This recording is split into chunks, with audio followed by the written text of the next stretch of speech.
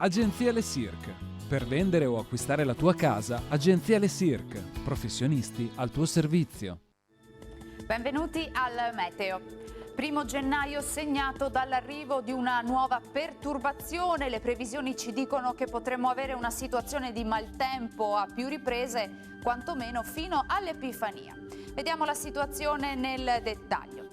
Sul Veneto l'anno nuovo inizia con un vistoso peggioramento del tempo. Avremo precipitazioni diffuse, sulla pianura si tratterà di piogge, qualche fiocco di neve invece a bassa quota su area pedemontana e zone limitrofe, mentre sui monti nevicherà fino a tutti i fondovalle. Temperature minime tra lo 0 e i 4 gradi, valori massimi compresi invece tra i 2 e i 10 gradi all'incirca.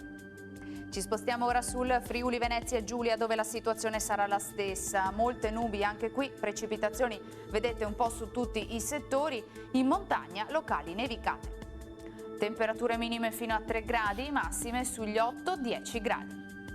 Uno sguardo infine al Trentino Alto Adige, dove avremo anche qui un tempo che sarà decisamente variabile, con nevicate fino a bassa quota sui settori meridionali della regione e qualche pioggia invece altrove. Temperature minime intorno a -1 grado, massime sui 3 gradi all'incirca.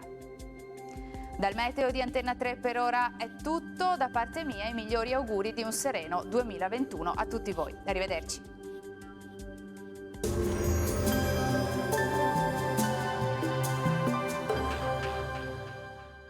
Agenzia Le Cirque.